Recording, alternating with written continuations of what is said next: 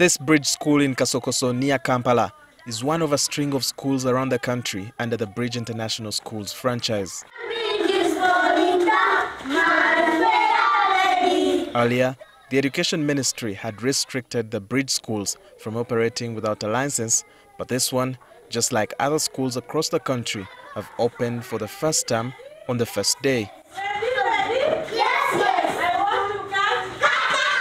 The country director of bridge schools in Uganda, Morrison Rakakamba, says they have provided all the necessary documents for certification and are only awaiting a response from the Ministry of Education. Our files were submitted over 10 months ago, and some other files even before. So they have been with the Ministry of Education. In a letter dated 29th January 2018, the Permanent Secretary in the Education Ministry states that all schools that provided the required documents to the ministry before the opening of the first school term will not be affected. Rakakamba says they did as was required.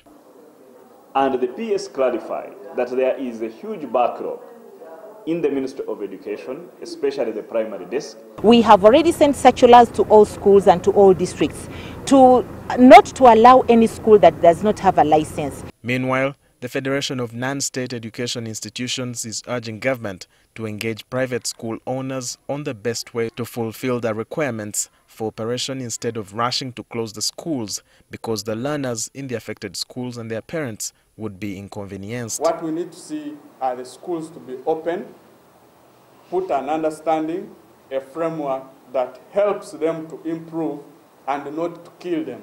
Some of the requirements include having a playground. The school should be in a safe environment for learning, and appropriate and adequate toilet facilities, among others. According to the Federation, government has failed to clear the files of many private schools, leading to delays in certification due to a backlog which accumulated needlessly. However, we are very glad the Permanent Secretary promised just a few weeks ago that they are making sure they add in more manpower into that department to look at all the old files and make sure they are cleared. In the statement, the Federation says at least 300 schools across the country have been affected by the government directive for the schools that have not met the standards to operate. Walter Mwesije, NTV.